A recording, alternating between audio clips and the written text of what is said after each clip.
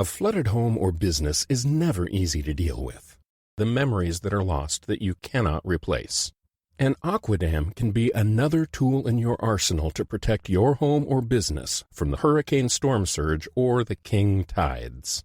Look us up online at aquadam.net or give Aquadam a call at 707-764-2119. We can help. Consider advertising on the Opperman Report.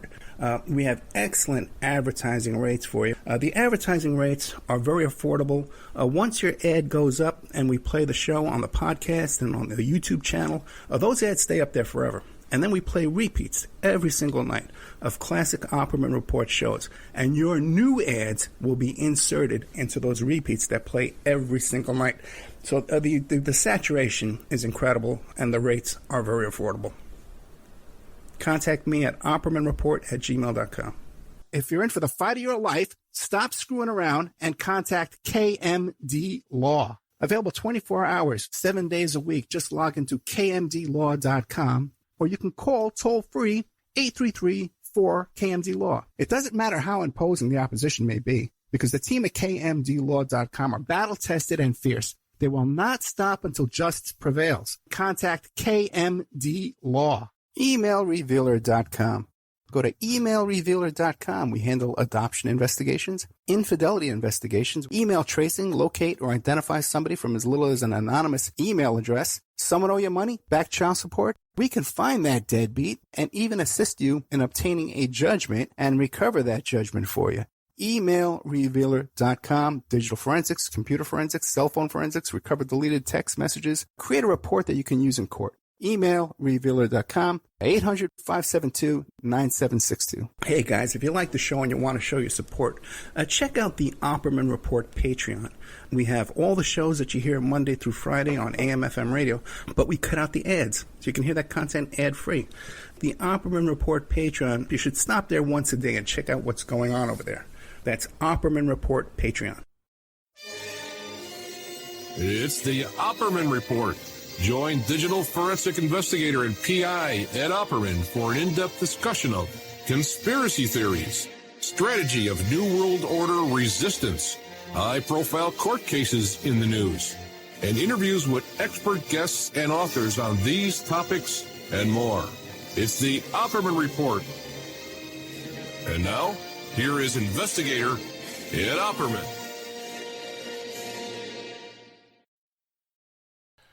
Okay, welcome to the Opperman Report. I'm your host, Private Investigator Ed Opperman. You could find me at Opperman Investigations and Digital Forensic Consulting if you contact me through oppermaninvestigations@gmail.com. If you like our show, be sure and check out our Patreon. Updated the Patreon. Let's see, take a good look here. What's going on at Patreon? 8 o'clock kind of snuck up on me tonight. I'll be honest with you. Okay, I didn't realize it was 8 o'clock until about 5 seconds ago. Well, no, I got, we had the commercials in the intro, but about 5 seconds before that. And unfortunately, I'm sick again. I know, listen, a lot of people complain. Oh, yeah, Joey's complaining about being sick. I've been sick the past Fridays, the past month of Fridays easily. First was that pounding upstairs, my headache. But then like a fever and a headache every week. And I've been sick every night this week. I've been throwing up every night. Like I'll eat dinner and lie down and I'll be throwing up a couple hours later. So, I don't want to be sick. I'm sorry. I don't want to be sick. Okay. In Patreon, we had that fellow come back, Thas Judge. And he's the guy who says nuclear weapons aren't real and that we've never been to the moon. And his latest book is Oppenheimer's Deadly Toys, The Nuclear Weapons Hoax, Hidden Agendas. Had him come back. Okay. We just put that up tonight. No comments on it yet. That's in the Patreon. All the cool kids are in the Opperman Report Patreon. I can tell you that for sure. They get the best comments. I respond to all their comments. If you send me a message on there, I'll reply to you. That's how you get a hold. That's the secret way to get a hold of Ed Opperman. Become a Patreon. Jeremy Kuzmarov, Warmonger, how Clinton's malign foreign policy launched the U.S. trajectory from Bush 2 to Biden. Horrible title, but a great interview. We talked about Clinton's CIA background and history, Mena, Arkansas. Get into a lot of good stuff in there. Then some repeats, an old repeat with this guy, Ramsey Dennison, What Happens in Vegas, the movie police couldn't erase.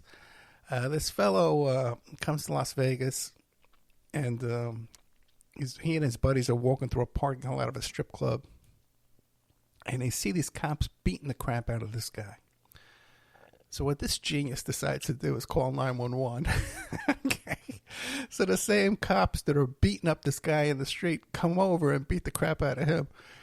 And so I had him come on the show. And, I was polite to him during the interview. But everyone in the chat room was saying, oh, my God, what an idiot. Why would you call the cops to come to your scene to get beat up, too? And, I couldn't help but agree with him. And he got all upset with me. He complained to YouTube and had the show taken down. Oh, my God. I hate this business. I hate this job. Okay, what else here? Richard Otto. Paradox of our national security complex, how secrecy and security diminish our liberty and threaten our democratic republic. Had him on. Had a very polite discussion. Marianne Petrie, dismantling family court corruption. Then a repeat, Jason Burmis from Loose Change, had him on years ago. Ian Totten on the West Memphis 3, we had him come back from the Deathcast podcast. Mr. Ian Totten. And Corpse Creek Publishing, I think it is. You check out, he posted a lot of books on true crime, good stuff. East Palestine, the Unity Council for East Palestine train derailment. Breaking news, Marianne Trump Berry. Trump's older sister dies at 86, and I have a show where we talked about her and how she wrote a letter in support of Trump's drug smuggling helicopter pilot. I'll tell you a story about that real quick. Armand Della Croce, who was Della Croce, Neil Della Croce, he's called him, Mr. O'Neill. Aniello Della Croce was the godfather at one point, underboss for Paul Castellano. His attorney was Barry Slotnick. And I met his son, Armand Della Croce. Many people suspect he was involved in the assassination of Paul Castellano. An unnamed shooter was the word. I hate to, well, I don't know if that's true or not. Just, but, oh my God. You know what? Cut that out. Let's delete all of that. I don't know anything about that story. But supposedly one time, no, it was in the papers. This part was in the papers. He was on the helicopter from Atlantic City back to New York, and he pulled out a fully automatic Uzi machine gun. Let him go. No problems. Nothing to see here. Okay, a show about Abu Ghraib and the American Empire. Opperman Live. Is Trump a Fugazi sovereign citizen? Opperman Live, do your research. I had a guy tell me this week, man, right? I'm telling him about a telephone conversation I had off the air. And this guy's trying to tell me, because he's an expert on true crime and all these other things. He's trying to tell me what happened during my telephone conversation. Insane. The world's gone crazy. And I'm leading the pack. Okay, bunch of good stuff here. A lot of it's old. Opperman Patreon exclusive, the story of Mel's Hole on Art Bell. The people that have heard that have given it really praise, the reviews. Tonight we're having Mr. O'Quinn Mitchell into the tussle, this 15-year-old kid who's working on the campaign up there in New Hampshire as a reporter, podcaster. Got kicked out by the Ron DeSantis goons, the high-heeled goons. Tonight will be Matt Sergio, also known as Matt Conspiro, about the the Bloomsbury. And I hate I forget what that thing's called. Bloomsbury Chronicles, which is this little town in England where it's a lot of Dave McGowan type stuff. Okay, like weird scenes in Bloomsbury. Who was up there? That guy.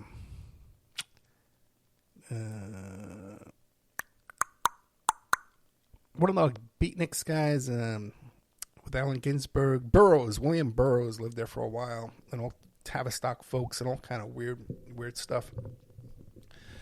So that was a good show. I had him on twice. I had him on 2 days in a row, which is so rare. So it's a 2-part show tonight. I don't know if people like me playing 2-part shows on the same night. I did that with William Dorsch last week, the John Wayne Gacy stuff, which is exclusive stuff, which I've gotten so much response to that show. A little less response would be nice, guys. Okay, I don't need all this.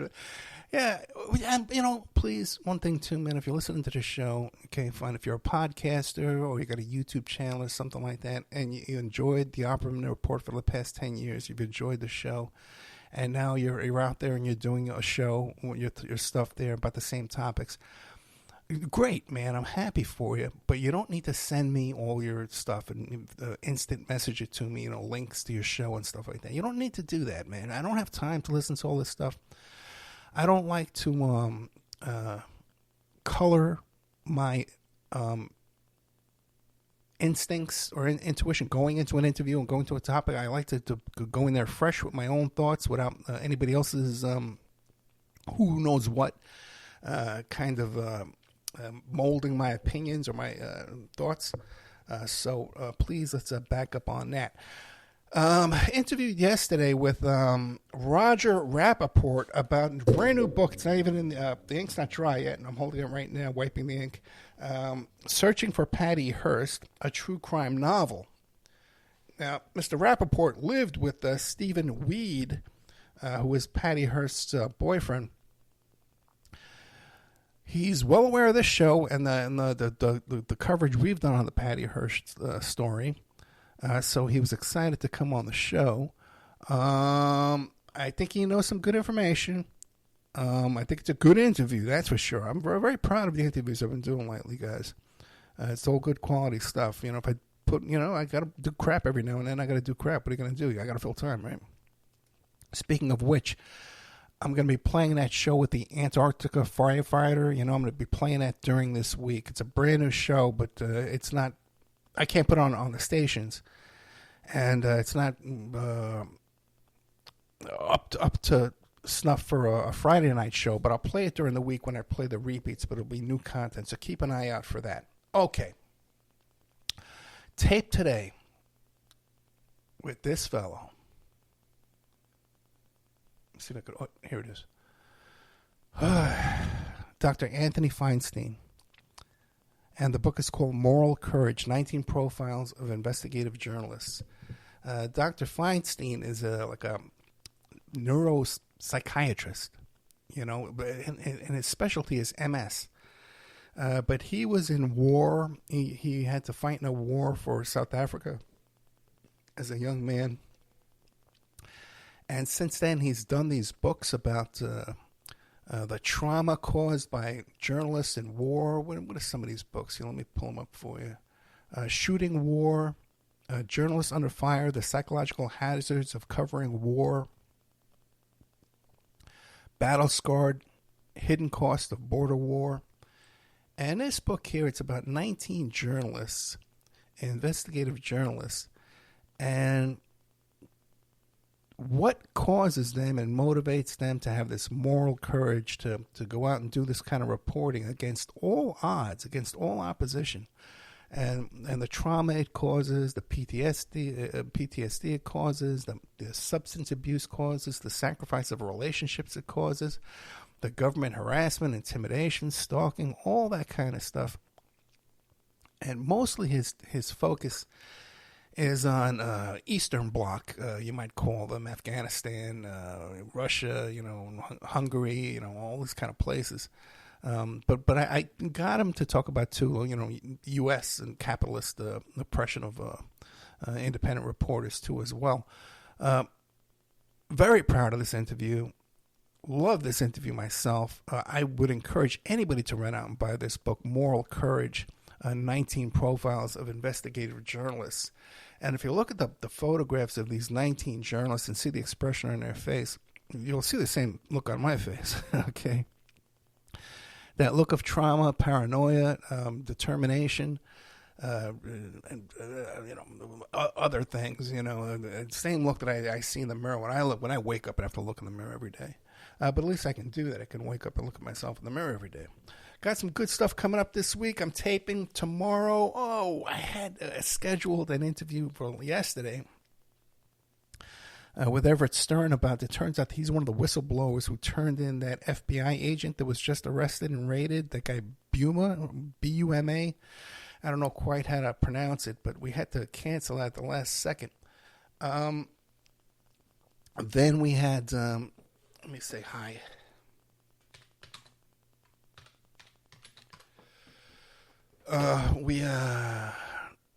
And who's coming up on Saturday? Oh, Jamie Deluxe is coming back on Saturday. We're talking about some stuff. He posted some things about the rape of Laney James. So I saw that and I contacted him. We were chatting off the air, gossiping about certain things. And so I'm going to have him come back on Sunday. I'm taping with him. Got some big shows coming up. State of the Free Press in 2024. Zenith Man. Death, Love, and Redemption in a Georgia Courtroom.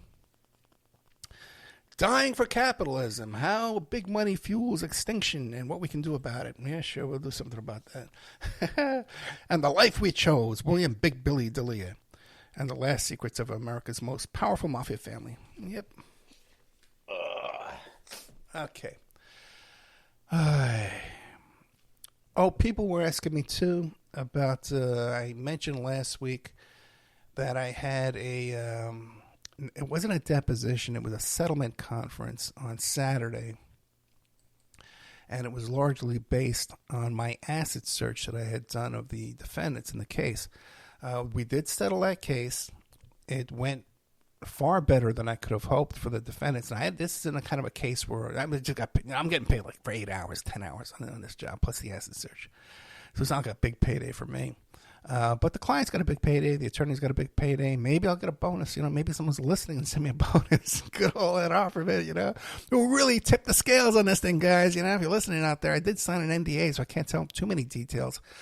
But I'll tell you this, man. I knew early on when I saw the affidavit of financial condition that they had put forward that I knew I was going to find stuff, okay? Very often, especially in a situation where people are hiding assets, they're clever about it, and they'll create certain little trusts and corporations and things, and limited LLCs and DBAs. It's kind of like, to have you kind of hunting around, chasing wild goose chases, little bunny trails. Kind of like what you would do if, you wanted to assassinate the President of the United States. You would put forward a patsy. All clues lead to Lee Harvey Oswald. And then, case is closed. Boom, boom, boom. We got our killer. Don't look here anymore. Okay? Which is, what the kind of a plan for that kind of thing is. And people will do that when they're hiding assets. They'll do that. I do that, when I'm hiding certain online activity, where...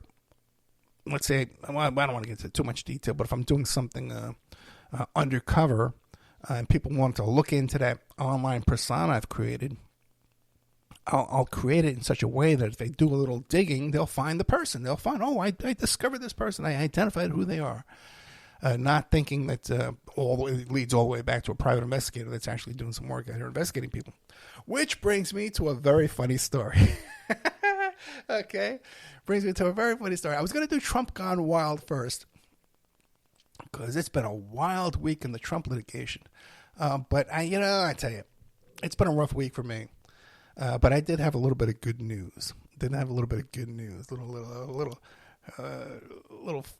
fun achievement this week that I'm enjoying. And that I'm enjoying in my most cynical way of things that I enjoy. When I was a kid, all right, back in Staten Island, I moved to Staten Island from the Bronx. When I moved to Staten Island, we used to go, I learned how to fish, and my friends would, we lived out in woods and ponds, and we were on an island. There was water all around us. So my friends would take me to fish, and I bought fishing poles and, hooks and stuff like that. And we went dig for worms, And I learned all the tricks about fishing and catching frogs and turtles and things like that. And then, they said, hey, Ed, we're going to go crabbing. And I said, oh, boy, that sounds great. Crabbing. I wonder what that's like, And I'm thinking, well, maybe like you run into the water, you grab the crabs, okay, with a net or something like, how do you go crabbing? I had no idea. I'm from the Bronx. And they showed me these crab traps, which were basically these cages, right? And what you do is you put some old stinky bait in there, like really rotten stuff. If you had a piece of rotten chicken or, or like an old frog, we would catch a frog and put it in there. Old piece of fish, maybe you caught a fish, it was sitting around for a couple of days, and you'd stick it inside the trap, and then you'd lower the trap into the water down there at the Great Kills, but I forget what the beach was called down there. And I said, okay, well, now what? We're going to come back in 3 or 4 hours. And I said, that's it? I said, what? There's no fun in that. There's no excitement in that. Why we want to do this? But then, when you go back and you pull up the trap, and there's actually some crabs like on the outside of the cage, and they're falling off, and you kind of got to scoop them up real quick, maybe you can grab one in the water. But, you pull up this trap, there's, 5 or 6 crab in there, that's great. You put them in a bucket, you drive home. We used to ride home on our bikes with a bucket full of water and crabs and fishing poles and crab traps strapped to our backs, and, oh my God. What, I tell you, man, there's no kid living like that today, man. I don't care where you live, even out here in Florida. And then we'd go home, we'd cook these crabs up, man, right away before they went bad, and eat up these crabs, man. It was great. And I remember that we were supposed to throw back if the crab wasn't as big as your fist or your hand or something like that. You had to throw it back, but we kept those crabs too. But I learned, how to catch. You set a trap to catch the crabs, right? And you got to be patient when you set a trap.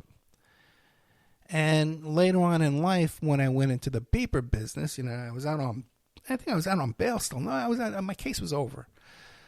My marijuana smuggling case is over, but I was broke and I had no money. I had this really expensive condo I had to keep the payments up on. And I sold some stuff. I had one of those exercise bikes. I sold it for like $1,100, and I maxed out my credit cards, and I went to the beeper business to sell beepers and cell phones at a kiosk in a mall. Before I started doing that, I had gotten a job for a beeper company as a salesperson, a field salesperson, because how they would sell beepers back in those days is the beeper company would have these salesmen. They'd go out to businesses and doctors' offices, and they'd sign them up for the contract with leases and with insurance policies and leases on these beepers and stuff like that. And when I said, okay, I want to start my own beeper company and be a reseller where you buy the airtime, you resell it, you sell the beepers, and you charge people every month for the airtime. You pay a little bit. You don't have your own antennas. You purchase the airtime for, like, say, $5 a month. You sell it for $10 a month. And you keep what's left over. But I said, man, there got to be a better way of doing this than being a field salesperson and driving around trying to sell beepers, 2 or 3 at a time. And I was walking through the Staten Island Mall, and I saw them selling exercise equipment, and like it was a short-term pop-up stand where they were selling this exercise equipment, bicycles and treadmills and things like that. And I looked at the prices on it, and I said, well, this is going for $175. If they're able to sell this in the mall for $175, I could sell a beeper with a year's service contract for $175. And I figured I only need to sell 1 or 2 a year. So what I did was, I went and I bought the first guy in the country to do this, man, to build a kiosk in a mall, rent space in a mall, and sell beepers and cell phones from a mall. And then later on to sell the cases and the accessories and all that kind of stuff. No one was doing this before me. I was the first guy to do this. They came, took my picture. You'd think I'd be a multimillionaire, but no, I knew better than everybody else. So, I came up with this plan to get the beeper customers to come to me. It's a very, very successful company to the point where I could buy out. I was putting my competition out of business, and I'd buy out their companies and just take over their debt and then negotiate with the companies they owed debt to for a fraction of the money. Very successful business. So then, when I started getting into cyber stalking investigations and online defamation investigations and locating and identifying people online, auction fraud, that type of stuff. I said, well, I saw the way other people were doing this kind of stuff, tracing the IP address, and I said, I'm going to set a trap. I'm going to set a trap for these people. The crabbing traps, beeper company, people come to me. Now I'm going to set a trap to catch these cyber stalkers. Now, as you're much well aware, I've got really crazy people stalking me. Really crazy people. And many of these people think that they're researchers and they're real slick, online savvy guys, right? Okay, and that's just the kind of these stalkers. That's how they think, man, and they're obsessed with this digging up information on people. Okay, much like you'll have the debaters, like let's say in the West Memphis 3 case, right, where the people who think they're innocent, the supporters, and the non-supporters will debate back and forth as to their guilt or innocence, and it becomes a point where they think, well, if I have the case details memorized better than you, that must mean that I'm correct because I know more about the case than you do. And the same thing happens with these disturbed online stalkers, where they need to obsessively obtain new information about a person constantly. So they're constantly Googling Ed Opperman this, Ed Opperman that. So if you set up a little trap, right, where let's say, where does Ed Opperman park his car at night? And they Google that term, and it takes them to a little page or a site or whatever, okay, a profile, whatever. Who knows what it could be? It could be anything that Ed Opperman figures out, okay? But it's a trap. You lead them to a trap using search terms that the average person's not going to search. The average person who's interested in me and the show is going to search Ed Opperman, Jeffrey Epstein, Ed Opperman, Dave McGowan, Ed Opperman, Donald Trump, that kind of stuff. What does Ed Opperman have to say about the West Memphis 3 case? Ed Opperman, West Memphis 3. That's normal searches that normal people are going to search. But people searching, okay, where does Ed Opperman park his car? Or where does Ed Opperman's so-and-so, who is Ed Opperman's ex-girlfriends? And weird things like that. You can easily set a trap for someone, okay? Now, you don't check this trap every day. That would be foolish. Okay, you're not going to get a hit every day. Okay, you just sit back and you wait. And when I'm doing this kind of work, this is interesting too, because I'm doing this kind of work for a client. At the onset of the investigation, they hire me. Okay, this is what I'm going to do for you. Okay, I'm going to set this trap for you, and then we're going to check it out. We're going to see when I get some information. I'm going to write a report. I'm going to send it back to you. Okay, and give me my retainer, and that's that. Then what will happen is that the client starts getting impatient. Well, I need an update. I need an update on this case. Okay, well, I'll go check. Well, there's still nothing there. Okay, it's only been 2 days. It's only been 3 days. There's still nothing there. But they're contacting me. I need an update. What's going on with this case? What's going on? Well, I told you I set a trap. And we're waiting now for them to fall into the trap. Trust me, they will. I do this all the time. And then, finally, okay, now, guess what? You've burned up the money in your retainer. Now I need more money. Okay? If you want me to keep working on this, because I'm not even going to check that trap anymore for you. How's that? Oh, Ed Opperman did nothing for me. I hired him. He didn't do anything. Oh, I never heard back from him. Okay.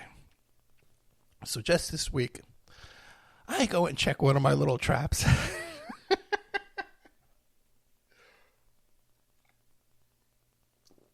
I go and check one of my little traps. And what do I see? I see this interesting screen name attached to one of my traps. And I said, oh, that's interesting. Okay, good. We got a hit. Okay, clearly this is someone's obsessed with me. And clearly this is they created this name to get more information on me. So I said, well, this name looks like it could be the name of an Instagram account. Let me go to Instagram and check it out. So I go to Instagram, I put the name in there. There's nothing there. Okay, it doesn't come up. Okay, well, let me just Google the name, right? I Googled the name. I know, by the way, I know exactly who this is, okay? I know exactly who this person is. And you would know too. Okay. So when this all comes out and I tell you their name and this all comes out in whatever litigation or criminal proceedings take place, okay, you're going to recognize the name. I Google the name and one of the first thing that comes up is gloryholes.com. Now, if you don't know what a glory hole is, okay, you can look it up. But basically what a glory hole is men, okay, really creepy, smelly, disgusting men, perverted men, like most men are, will do this thing. And this guy claims he's bisexual. And I do believe he's bisexual. So homosexual men or bisexual men will have these locations, usually in rest stops, highway rest stops, park rest stops, sometimes even like a gas station bathroom, which I believe this is the location in this case. Oh, I hate to spoil it for you. I guess you had something to do tomorrow morning, right? But now you can't do it. Because I know you go there in the mornings too. Okay. And what they do is they'll go to this location and there's a hole. Okay, a hole in the wall, and on one side of the hole there's a guy on his knees, and on the other side of the hole there's a man with his pants zipped down, and the hole is right about belt height. Okay, so use your imagination. What what goes on in that hole? Okay. So I trace it, I just trace this screen name. Okay, and by the way, and I know there's ways to document, okay, who this, that it goes back to the person I think it is. Okay, to legally document like a fingerprint. Okay, so and also too, it's in the small town where the guy lives. Okay, so that's even compounds it even more. We got this. Okay, we got this. So that was my little fun week this week. We got a big wow from the chat room. On Spreaker. That's my week. What did you do this week? Oh, God. I know. So for me, I'd say you get a little pleasure from this kind of stuff. But just think, too, now, okay? When you got something like that, some kind of evidence like that, that's embarrassing information. So people don't want to go to court, either criminal court or civil court, if there's a lawsuit. They don't want to go to court and have their glory hole experiences exposed to the world. Because once it's in court, that's public record, man. You can put that all over the place. But anyway, that was my week. And I when the day it happened, it was just so funny. There's only a handful of people I can talk to about this kind of stuff. Unless one's Friday night when I go on the radio and talk to the audience about it. Oh, God. Okay, let's move on. Let's move on. But is that a funny story or what? I got for my notes, I have the actual screen name. I would love to say it out loud. And I would love to now, because I know right now there's like a chat room out there someplace, a Discord, a group chat, everybody who listens to this show to hate on Ed Opperman. Well, that's not me. That's not me. I can guarantee you that's not me. Okay, one of the biggest things that happened this week, Trump gone wild.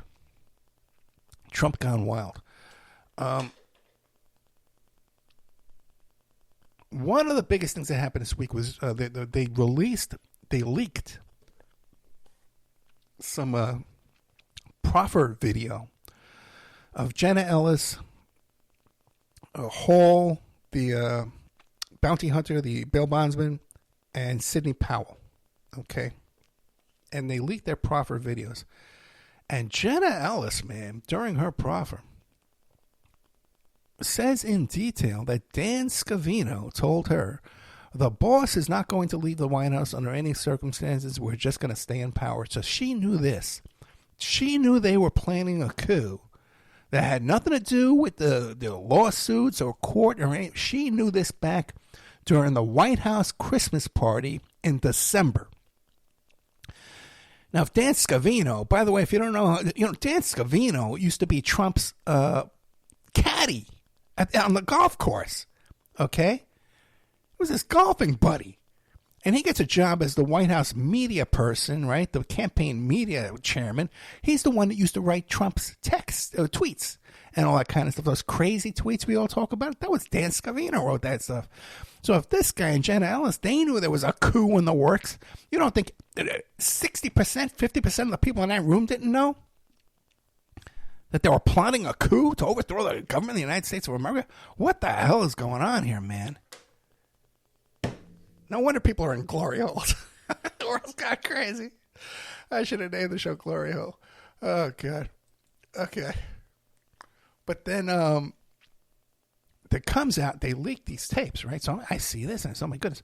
So the prosecutor down there in Colorado, right away, she calls for an emergency hearing for a temporary restraining order or gag order type thing.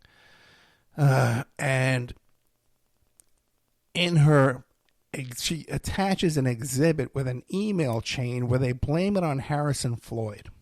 Now, he's one of the R. Kelly three. He's one of the three guys. He was the black guy who couldn't raise bail, and it was, the only one who couldn't get out on bail was the black guy, you know. And he runs some kind of organization like Africans Americans for Trump or something like that. Not Blacks for Trump, the guy that I interviewed, the guy who tried to cut off the guy's head with a dull machete from the Yahweh Ben Yahweh cult. Not him. But it might as well be. Because this guy's got his own stuff too, man. So right away when I heard this email exchange where his lawyer actually admitted to it and then said later on, oh, no, I'm sorry, that was a typo. I don't admit to it. During the hearing, who was it? This other attorney who worked for the county commissioner down there, the election commissioner, who's one of the other co-defendants. He fell on his sword and said it was me who leaked this video because I don't think it should be kept silent. I don't think it should be kept quiet. Honestly, I still think it was Harrison Ford, and I think it was Harrison Ford still. He's the most unstable in this bunch, which is a huge feat. Although I think the woman with him, who was R. Kelly's publicist, might be more unstable than him. The scheme he's involved in is the woman who was the R. Kelly publicist, who was R. Kelly's publicist at the time that R. Kelly had these little girls, 13, 14-year-old girls. So he was pissing on them, doing all kind of stuff, man, and keeping them in cages, in dog cages. This was in Trump Tower in Chicago, is where he was doing this. Okay, he was walking in and out of there with little 13-year-old girls. Okay, walking in and out of there with dog cages. Okay, you see on one of these documentaries where the kids' families go there. So my kid's up there, and Trump doorman, oh, you can't go up. Sorry. Okay. Anyway, so she was working for R. Kelly during all that. And she didn't quit until the documentary came out. She quit the next day after, it was out in the public how bad things were. But up until then, she was fine and dandy with everything, man. And then the third guy was this former cop who's become some kind of a clergyman who was arrested in his clerical outfit there, his collar. And the three of them went to go threaten and intimidate a poll worker on police body cam. They met her at the police station, and with a cop standing right there, and on the camera, they threatened her. That's a guilty conviction, okay? I can promise you that, okay? So Harrison Ford, I predicted he would be the next one to flip, and that he monetized these videos, this evidence, because he's just about to flip anyway. We know he has money troubles. Couldn't afford a lawyer, couldn't afford bail. So I assumed it was him. The prosecutor also assumed it was him by attaching this email exchange where his lawyers said it was us. Later on, they said that was a typo. Okay, we'll take their word for it. I think they fell on their sword. After this, shortly after this, the prosecutor over there in Colorado comes out against Mr. Harrison Floyd and says, we want to revoke his bail because he's out there on social media saying all kind of crazy stuff, intimidating witnesses, continuing his activities. We feel that's a bail violation. There's going to be a hearing about that. Now, I think they want him back in jail because just like I think he's the next one to flip, Because it's all textbook 101, man. RICO case. Who's gonna go next? It's like a bunch of guys sitting on a lifeboat, waiting for who's gonna fall asleep that we could push them off the boat. Okay, it's the same kind of thing. We got a bunch of co-defendants. You're looking around. Well, who's the weakest guy out here who's gonna flip on us next? Everyone's watching this, and you can kind of figure out who it is. And the prosecution agrees with me, in my opinion, that it's gonna be him. So there's that. Jenna Ellis, by the way, just came out with this article where she totally tears into Trump and Trump world and all this kinds of stuff and talks about him sleeping with porn stars. Really, pull that up, man. See if you could find that article. See if you could find that. Best Christian ever. It's in Mediaite. Best Christian ever, ex-Trump lawyer goes scorched earth on former boss who screwed a porn star while his third wife was pregnant. So, and she really rips into him, man. Okay. Real quick, and I want to get into the whole thing about Miranda rights. That's another thing that drives me crazy. Okay, no glory at all. You know the guy out there with the glory hole. He's shaking in his boots. You can see the sweat beads coming off his head tonight as he listens to this live because he's so freaking obsessed with me. You became obsessed with the wrong guy, my friend. Let's try that. Okay, your obsession would have been better off at your last sick obsession because this was the wrong one, man. Okay, I never read me my rights. Let's get into that and get out of here, and I'll play these Matt Sergio. He has that channel, Occult Beatles. I play sometimes on the Opera Report channel there. Great stuff, real Dave McGowan type stuff. They never read me my rights. Oh, God, this drives me crazy. Going way back to the 70s when I was a youngster, they had a TV show called The Rookies, these three young rookie cops. One was African-American. They called them coloreds back then, or black. Okay. Another one was a married cop, married to a nurse. And there was a young single bachelor cop, And it became routine in all police shows that as the cop was arresting someone and they're putting those cuffs on him, you have the right to remain silent. Anything you can say can and will be used against you in a court of law.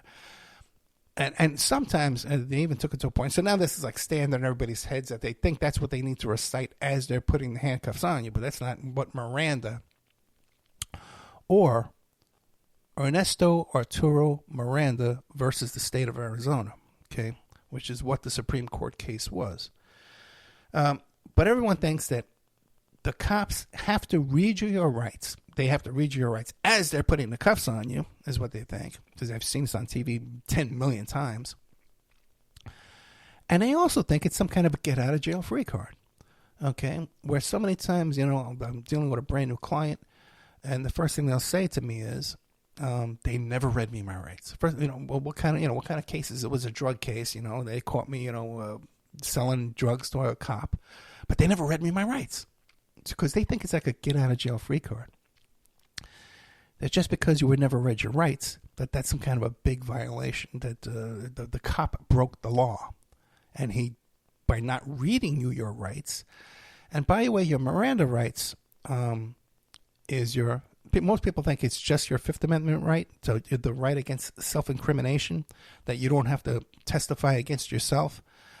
So it is your Fifth Amendment right, but it's also your Sixth Amendment right to an attorney. You have the right to counsel. You have the right to an attorney. So it's two constitutional rights. You have the right to remain silent and not incriminate yourself, and you have the right to an attorney. I don't think I'm going to be able to get into everything I need to on Miranda tonight, but it just drives me crazy, because I hear this all the time. About a year ago, I was contacted by this family, and it's very common for people to contact a private investigator. Hey, Ed, the cops aren't doing their job. I got a problem with this neighbor. I had this crime against me, and the cops aren't doing anything about it. I need your help to get the cops to do something. And I can usually do my own little investigation and write it up in a certain way, present it to the cops, or present it straight to the district attorney's office, okay? The cops are just doing the investigation. You can present your case, citing case law, to the prosecutor, to the county attorney, to the city attorney, and they have their own investigators who will contact me later on and say, okay, doing a little interview with me. Many times they'll try and recreate my investigation, but often they'll just use my investigation, and they'll go out and issue the arrest warrant, okay? Just because the cops don't want to do anything about it doesn't mean you can't go straight to the DA. You can. Many times. In some jurisdictions, you can't. Family contacts me, Ed, we've got problems with these neighbors. We call the cops over and over and over again. They're not doing anything about it. Well, okay, fine. Let's write this up, okay, and we'll take it to the DA's office. Maybe we can get something happening. Well, Ed, we didn't tell you this part. What happened was the last time the cops did come out, instead of arresting our neighbors, they arrested my husband, but they never read him his rights. And I said, well, yeah, what was he arrested for? Okay, well, trespassing, stalking, harassment. He was arrested for all these things. They think even a little bit of vandalism, too, wasn't thrown in. And I said, well, okay, well, it's very unlikely, that they're using his own statements against him. See, the only thing, when the police don't read you your rights, the only thing you benefit from that is that they can't use any self-incriminating statements against you at court. Unless you don't object to that. You have to file a motion stating that your Miranda rights were violated.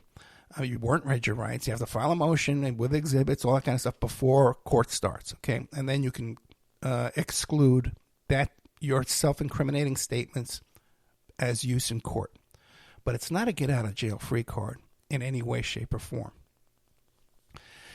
And in many cases, they don't need to read you your rights because they've got all the evidence already. They've got all the information they need. They don't care what you have to say, okay, because it's not any value to them.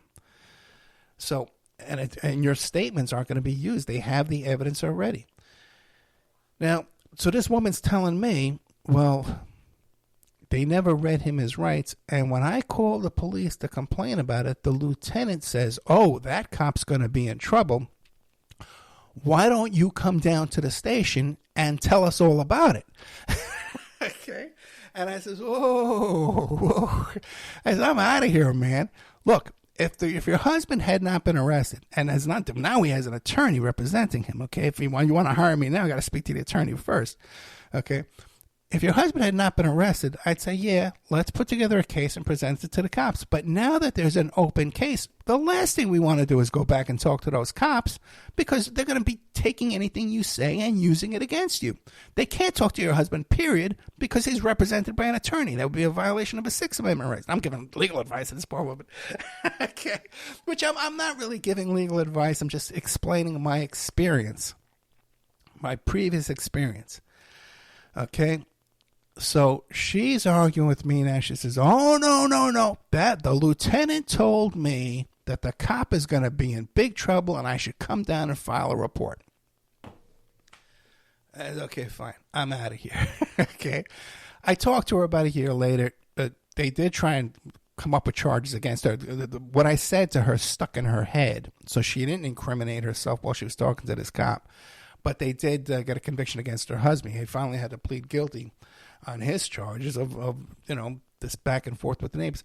That's very common in a situation like that. When you call the cops, you got a beef with your neighbors, you got a beef with an ex-wife, an ex-husband, these domestic disputes type stuff. The cops have a lot of discretion in who they can arrest.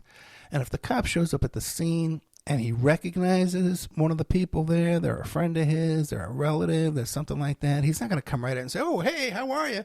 They're going to pretend they don't know each other, and then things are not going to go your way. That stuff happens all the time.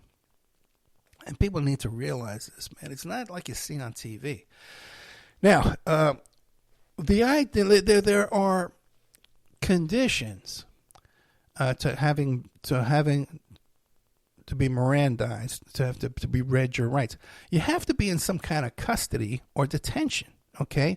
It's only custody and detention. If you talk to the police before you're in custody or detention, And let's say it's a situation where you're accused of brandishing a weapon or firing a weapon.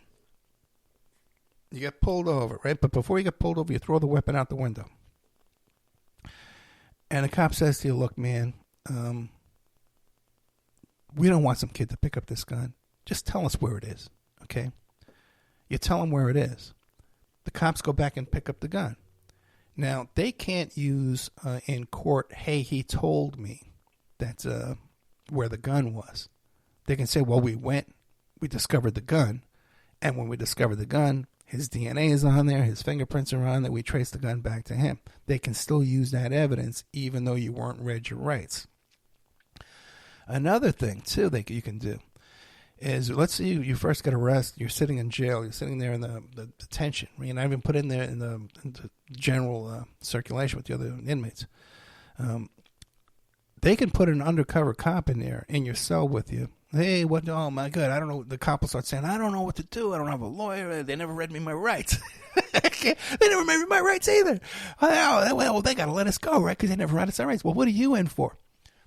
If you go confessing your guts out to that undercover cop, even though he's never read you your rights, that's, again, because the whole thing about Miranda, Ernesto Arturo Miranda against the state of Arizona, that Supreme Court case. And by the way, Miranda was no nice guy, man. Miranda was a rapist.